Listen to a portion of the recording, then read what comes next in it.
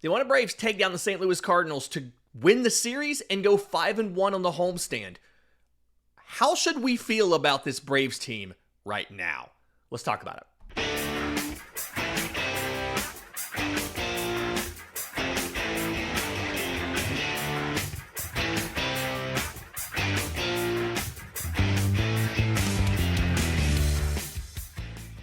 Yes, welcome on in to Braves Today for Thursday, April 24th. Your source of news, notes, and updates on your Atlanta Braves. I'm your host, Lindsay Crosby. You can follow me on social media at Crosby Baseball. You can follow the show on X, Braves_today. We have a Facebook page and Instagram as well. And you can find all of my written work, bravestoday.com. That's the Braves Today Substack, as this is both a podcast and a newsletter. I need to take a second to plug the Substack and everything we've got going on over there. Minor league coverage this week. The official score of the Columbus Clingstones is contributing to the newsletter about what's happening in Columbus. We have today's three things, which is a breakdown of the game that just ended and the wins, the losses, whatever, as well as the daily deep dives on different members of the Braves. We talked about Bryce Elder and what he needed to do to be successful. We talked about what's wrong with Chris Sale, what's wrong with Ozzy Albies. Go check all of that out. I think it's really good work. If you want to support what we're doing over there, obviously, free or paid memberships help out the Substack. And then over here, subscribe on audio, leave a 5-star review, Apple, Spotify, whatever Google uses nowadays. If you're on YouTube, subscribe to the channel, hit the notification bell. I want to talk about what Bryce Elder did differently in that game. I want to talk about what to think about this team as they are right now, as they're playing right now. But first, we do need to talk about that game because the Braves it was a frustrating game, right? Both of those starters, both Bryce Elder and Miles Mikolas, come into the game with ERAs over 7. So, of course, what happens is they combine for 12 innings, 1 run. Of course, that's how this works. And of course, the way we were all worried about, Bryce Elder struggles in that first inning. 27 pitches, right? 2 hits, one of those is a double, 2 walks, a wild pitch, St. Louis scores a run. And then from there, he stabilizes. Again, we're going to get to Bryce Elder in a minute. But Atlanta had opportunities to score in this game early and didn't do it against a pitcher, Miles Mikolas, who was grooving a lot of pitches. He was throwing pitches right down the middle of the plate, and Atlanta wasn't quite able to convert. So they start the game back-to-back singles. Michael Harris, Austin Riley. Marcell Ozuna gets called out on strikes. In somewhat of 3 straight pitches, 2 of them were called strikes on the outer third above the waist, right? Like 91, 92 mile an hour fastballs in the zone that he just took. Frustrating, right? Matt Olson lines out, Ozzy Albies flies out. And when it first happened, it started to feel a little bit like, okay, great, here we go. Matt Olson, it's a slider at the bottom of the zone on a 2-1 count. 113.8 off the bat. And it goes right to Jordan Walker for an out. Ozzy Albies' first pitch, just curveball in the outer third, and he somehow pulls it to right field and flies out. Frustrating. Both of his first 2 outs were on the first pitch, by the way. Just frustrating sequence there. But when Mikolas finally leaves the game and Atlanta gets into this pen, they start to make things happen. We get into the 7th inning. John King's up there. We get a Nick Allen 1-out double. And Michael Harris hits a not lazy, but like a bloop single to right field. And Nick Allen scores from second. And I know neither guy's been hitting that right now. Okay? Nick Allen's not been hitting well recently. Orlando Arcia hasn't been hitting that well in a year and a half. But the difference in those two guys is it's because Allen has speed. He scores from second base on that play. I don't know if Orlando Arcia, because Jordan Walker has a great arm and right. I don't know if Orlando Arcia makes it to third base on that play. Nick Allen scores. He was aggressive. He was running, knowing it was going to drop. It dropped. He beat the throw home. Arcia doesn't have the speed to do something like that. And then I don't know if he'd have made it to third before the throw came in. So if neither guy's hitting that, give me Allen over Arcia. The defense is better because he has better range. Orlando's defense is cratered recently. We'll talk about that at some point in time on the show here. And then Allen's got the speed to do things like that. He was also caught stealing in this game. He was, I'm going to call it, picked off. They threw behind him and he broke for second. And there was a runner on third. He did not get in a rundown. He just tried to beat the throw to second. If he had gotten in the rundown, it's possible the runner on third could have scored. Or when they stopped to prevent that runner from scoring, he could have maybe gotten back. Who knows? But point is, Atlanta gets one in the 7th, and then the 8th is the real place where they break this open. Matt Olson single to start the game. Start the inning. Ozzy Albies singles after that. It was a changeup down and away, but he was batting as a righty, not as a lefty. He pulls it to third base. And then Sean Murphy comes in to pinch hit for Drake Baldwin. And some of these decisions we need to discuss real quick, because Snit's decision-making was a little bit different from what we thought it would be, but his reasoning he gave after the game kind of tracks. So Murphy goes in place of Baldwin. And that's something you're switching from a lefty to a righty. I'm fine leaving Drake Baldwin in the game. I think he's a good enough hitter, but okay. Murphy ends up having what amounts to a sacrifice bunt, right? And Stuart Fairchild is already in the game for Jared Kelenic. So you have Eli White and Jared Kelenic coming up back to back. Snit does not pinch hit Alex Verdugo, who got the day off, for Eli White. He said after the game, he thought that if he did that, they would just pitch around Verdugo because you had first base open to get to Stuart Fairchild.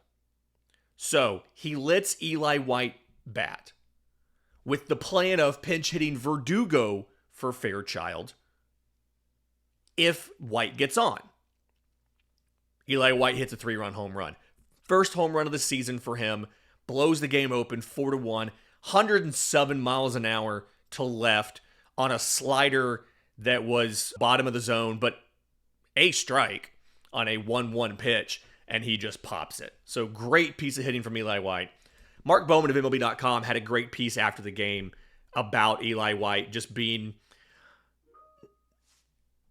not overcome with emotion, but just incredibly happy about getting to hit a game-winning home run for the team that he grew up rooting for. He was still in uniform, didn't want to take the uniform off and go shower because he was just so excited about how everything went. So, you can't help but love Eli White.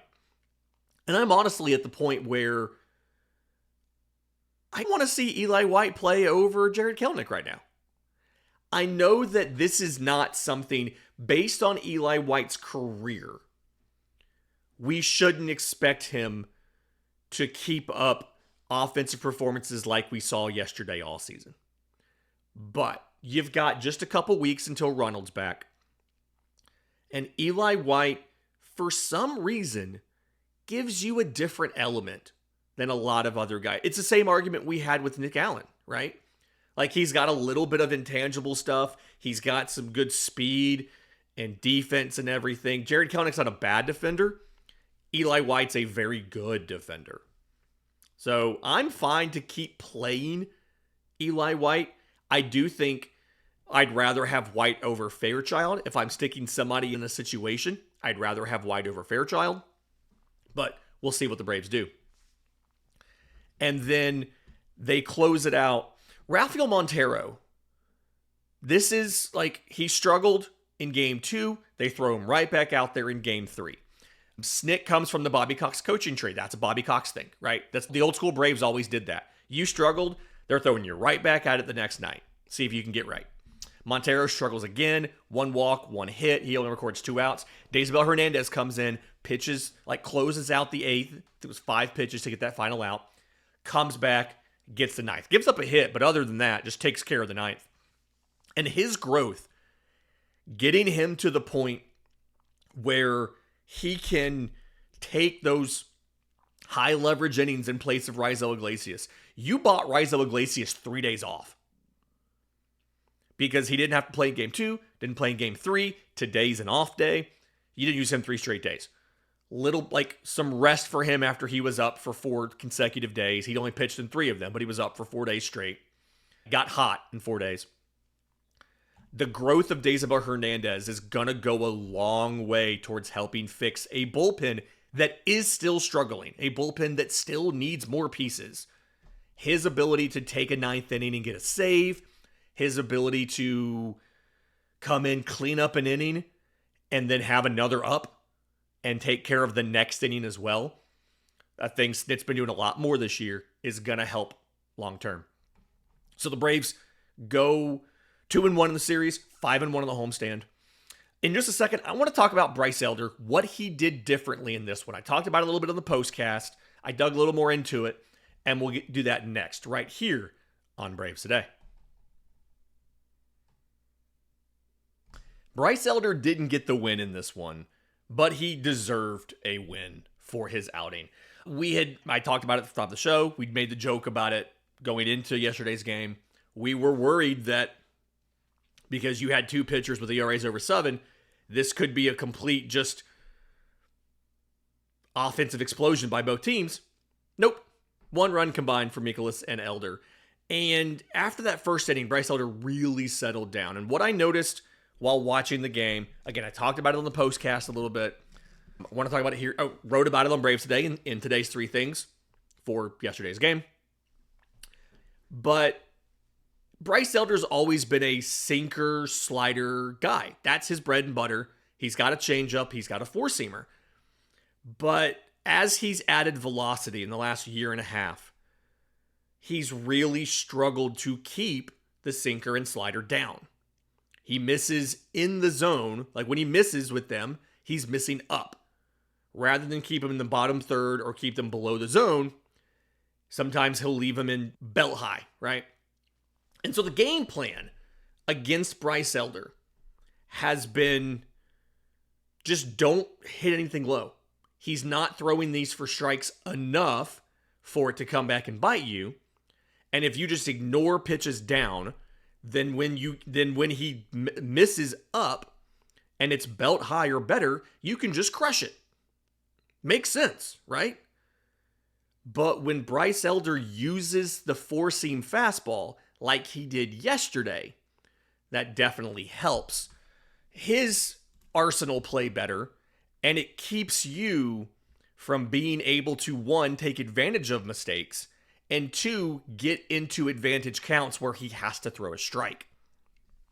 So it was still sinker slider, 39 sinkers, 38 sliders, but Bryce Elder threw 13 4-seamers. And the thing that he does with this, now it works a lot better against lefties because he's throwing these 4-seamers mostly to lefties. But what he does is he was able, 1, he had better velocity. He averaged 92 with the 4-seamer. And when you round it, he touched 94. So, better velocity, but he was better able to locate it up in the zone. Which meant if your plan of attack, when Bryce Elder is able to locate those fastballs up, you can't just ignore anything below the waist. All right, because, correct, let me back up. I'm sorry. When Bryce Elder is getting the fastballs up, you're going to get behind in the count. And you're going to have issues. Like, it makes you be more aware of everything coming in. 1, if you think it's a mistake pitch, if you think it's a sinker that hangs, you're going to end up swinging underneath the fastball, a 4-seam fastball. But then also, you totally are going to get into disadvantage counts because he's able to throw more strikes with that four-seam fastball. That four-seam fastball was in the zone more than any other pitch of his yesterday. Now, they swung at it most of the time. 71% strikes when he threw it for a strike. So 71% swings when he threw it for a strike. 7 swings, 3 whiffs, 1 called strike, 4 foul balls, 0 put into play. Because they were waiting for a hanging sinker, they saw something higher than the belt, and they swung, and at best, they were popping it back. They were popping it up and back into the net. They weren't, or they were swinging and just missing, just swinging underneath it and whiffing. They weren't getting good contact. Not a single four-seam fastball was put into play. Now, he can't throw 45% four-seam fastballs. That's not going to work. His bread and butter is still the sinker and slider. But throwing enough four-seam fastballs like that keeps everybody else off of his other pitches. And that's what he needs. Right? He only got 2 whiffs on the slider. He got no whiffs on the sinker. They put 8 sinkers into play on 12 swings. They put 10 sliders into play on 22 swings. Again, they put 0 four-seam fastballs into play. So there's a path. And I'm not saying he's going to do 6 innings with 1 run every time. But there is a game plan to get him through an outing and have you in a position to still be able to win. And right now with Bryce Elder, that is what you need. You don't need him to be an ace. You have Spencer Schwellenbach. Hopefully soon you have a better version of Chris Sale. Hopefully sometime soon you have Spencer Strider coming back. You'll have a guy like AJ Smith-Shawver in the rotation by Monday, I expect. But with Strider out for a couple weeks with this hamstring strain, we don't know how long. 3 to 4 weeks is what they've been hinting at, but there's no official timeline. Elder's going to get more starts. He's going to pitch more. You're going to continue to see Bryce Elder. And hopefully, this game plan, he can continue to use this game plan. He can continue to keep the Braves in games and keep it close enough where the offense can pick the Braves up some wins. Let's talk about that offense because there's some positive trends after the road trip. It's a couple things not to love, but there's some positive trends. We'll break those down next, right here on Braves Today.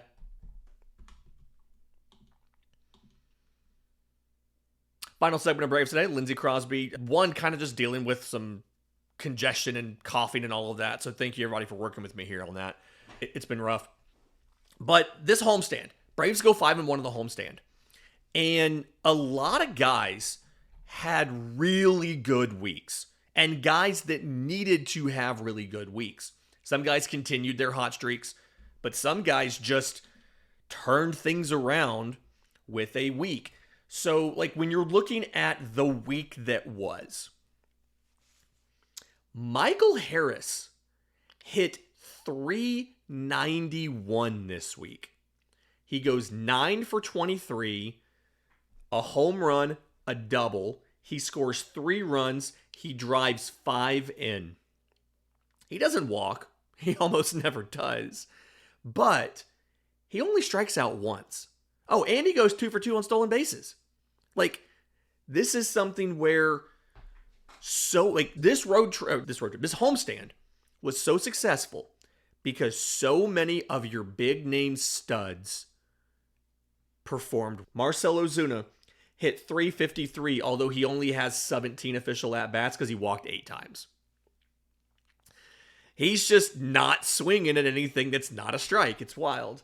Although that first inning at-bat, he's also sometimes not swinging at strikes. So he's trying to be more patient. He's trying to be more passive and get a good strike to hit before he hits it. And he's walking a bunch to the point where I said, hey, when Verdugo's not starting, like when they gave him the day off on Wednesday, you have to remember, he didn't have a spring and he played every game since joining the Braves. So they gave him a day off there.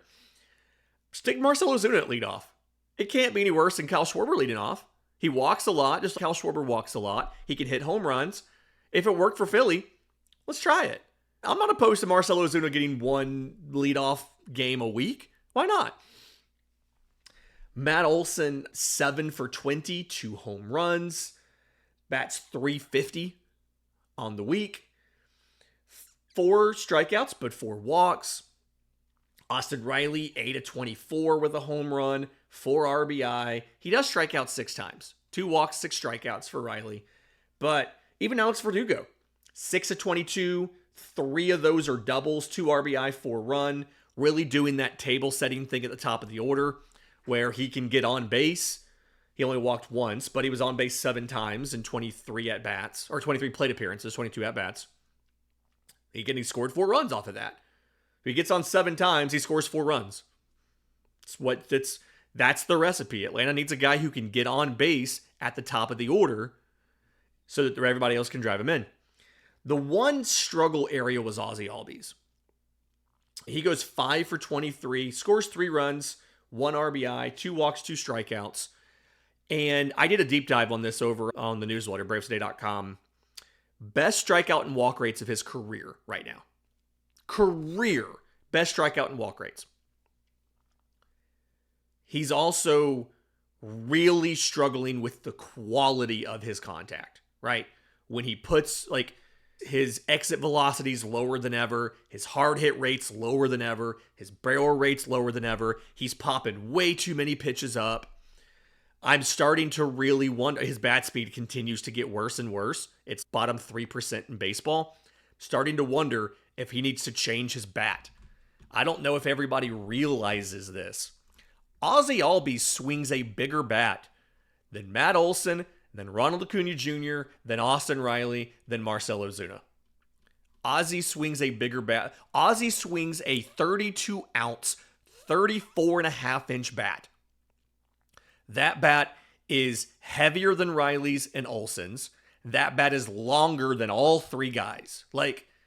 It is one of the longest and heaviest bats on the entire roster. And Ozzy is definitely not the heaviest or tallest guy on the roster. So I'm starting to wonder does he need to change bats?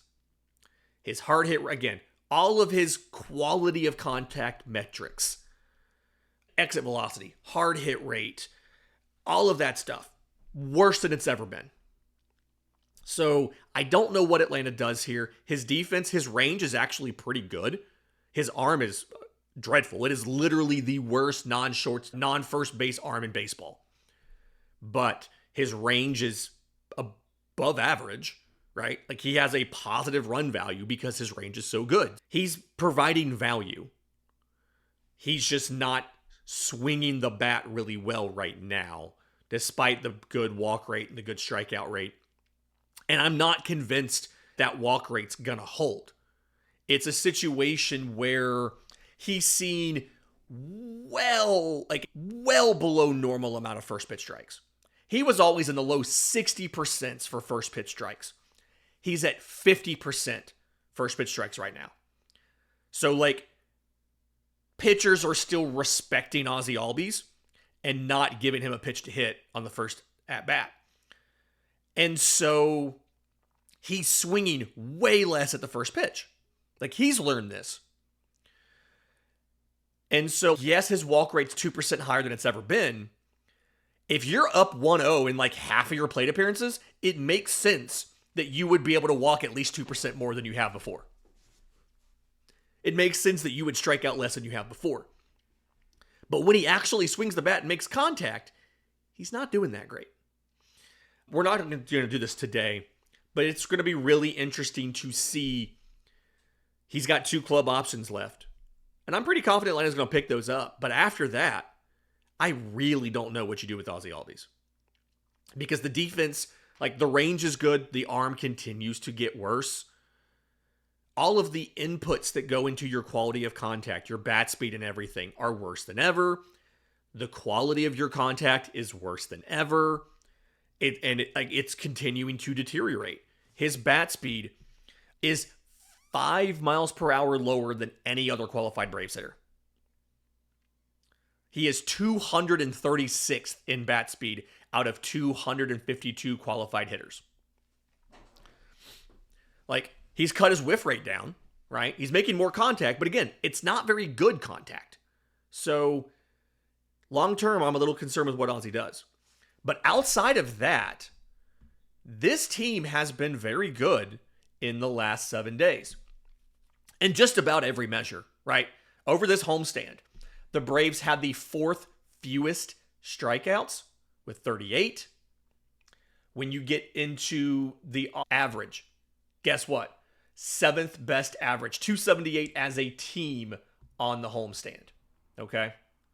When you look at just about every metric that you pull up, this team did well on the homestand. Even runs. They're top 10 in runs on that 6-game homestand. And a lot of the teams ahead of them played 7 games. So, yeah, like, they're doing well. Can you continue that when you face better teams? The Twins are struggling, to put it politely. The Cardinals are struggling, to put it politely. So can you continue this great performance when you play the Arizona Diamondbacks, who quietly have one of the better offenses in baseball? Then you go to Colorado, where, my goodness, anything can freaking happen in Colorado. We remember that Sunday game where Atlanta had a lead and they just blew it late. I think it was Joe Jimenez and Raisel Iglesias blow a lead in the 8th inning on a Sunday. Just awful. But it feels like the offense is good enough, provided the pitching can keep them in the games. I still have questions about the bullpen, right? Deisabel Hernandez, that's great that he has stepped up and been so good. Rafael Montero's coming off back-to-back bad outings. Eniel De Los Santos allowed 4 runs in 3 appearances this week in the homestand. I don't know. Raisel Iglesias allowed three runs. Although, granted, that was all on the same inning, but still. It's something where your starting depth after Schwellenbach and hopefully Chris Sale, you still have some questions about. Grant Holmes pitched well. He's put up 2 consecutive starts that were good. I'm not as concerned there. Can Bryce Elder continue what he did for another start or 2 or 3? You're going to see more of Bryce Elder.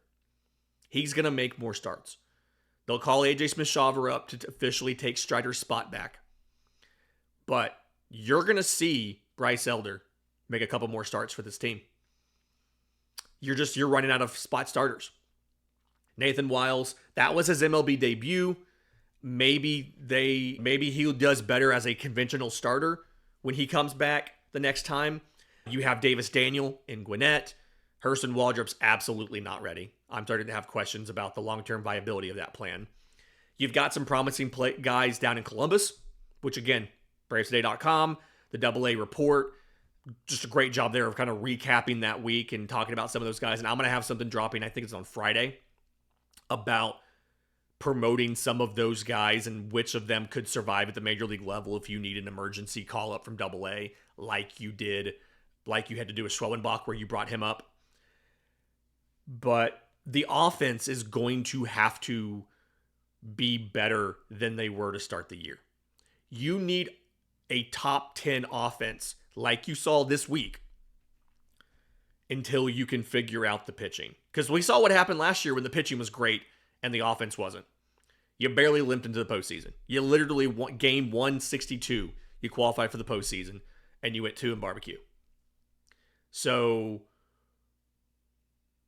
the offense has to keep doing what they're doing while the pitching stabilizes. Hopefully they can. Arizona's a tough team. Arizona's going to put up plenty of runs. You've got to face some tough pitching when you go down there. I don't think they've officially announced the starters, but the belief is you'll see Zach Gallen, you'll see Merrill Kelly, you'll see Brandon Pfaadt. The offense has to keep producing in Arizona so that you have time to figure out the pitching. This has been Braves Today for Thursday, April 24th. If you're listening on audio, do us a favor. Leave us a 5-star review. If you're on YouTube, subscribe to the channel. Hit the notification bell. Also, go check out the newsletter, bravestoday.com. Until next time, this has been Braves today.